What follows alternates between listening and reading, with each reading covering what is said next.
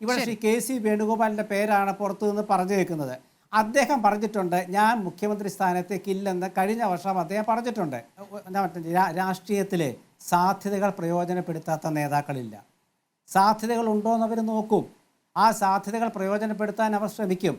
പക്ഷേ ആ സാധ്യതകൾ പ്രയോജനപ്പെടുത്തുന്നതിന് ഒരു പരിധിയുണ്ട്, പരിമിതിയുണ്ട്, അതവർ മനസ്സിലാക്കും. അപ്പൊ സാധ്യതകൾ പ്രയോജനപ്പെടുത്താൻ ശ്രമിക്കുന്നത് തെറ്റല്ല.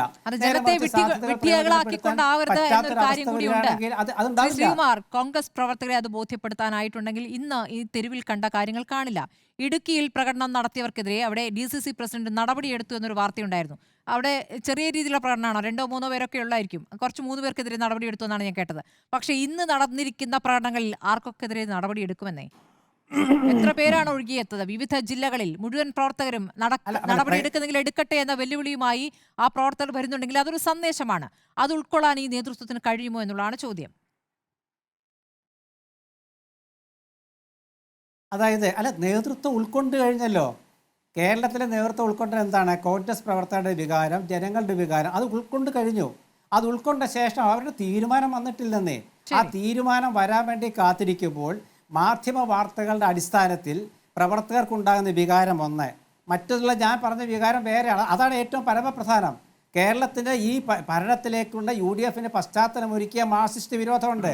ആ ജനങ്ങളുടെ ഉണ്ടാക്കിയെടുത്ത ജനങ്ങൾ മാർക്സിസ്റ്റ് പാർട്ടിയോട് കാണിച്ച വിരോധവും ഈ ഗവൺമെൻറ്റിനോട് കാണിച്ച വെറുപ്പുമൊക്കെ പെട്ടെന്ന് ഇല്ലാതാകുന്ന ഒരവസ്ഥ ഉണ്ടാകുന്ന ഒരു തോന്നൽ പ്രവർത്തകർക്കിടയിലുണ്ട്. അതിനെതിരെയാണ് അവരുടെ രോഷം അണപൊട്ടുന്നത്. ആ രോഷത്തിന് നേതൃത്വം കൊടുത്ത ഒരാളാണ്. പഴയ കാലത്ത്, അതായത് ഈ തെരഞ്ഞെടുപ്പ് കാലത്ത് കേരളത്തിലെ ഭരണത്തിനെതിരായ വികാരം ആളിക്കത്തിച്ച് ഉരുളിക്ക് ഉപ്പേരി പോലെ ഉത്തരം കൊടുത്തൊരു നേതാവാണ് VD സതീശൻ. അതുകൊണ്ടാണ് VD സതീശനോട് അവർക്കൊരു അഭിനിവേശം കൂടുന്നത്. അത് തെറ്റു പറയാൻ പറ്റില്ല.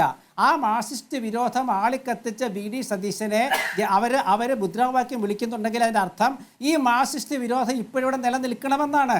ആ മാർക്സിസ്റ്റ് വിരോധം ഈ ഭരണത്തിൻ്റെ ആദ്യ നാളുകളിൽ നിന്നും മാഞ്ഞു പോകരുത് എന്നുള്ളതാണ്. ശ്രീ പാലോടി മുഹമ്മദ് കുട്ടി എന്ന് പറഞ്ഞ പോലെ, ഇന്നലെ മറ്റ് CPM നേതാക്കൾ പറഞ്ഞ പോലെ, ആ മാർക്സിസ്റ്റ് വിരോധത്തിൻ്റെ ആ ഒരു ചൂടിപ്പിടി നിൽക്കുകയാണ്. അത് തണുത്തു പോകരുത്.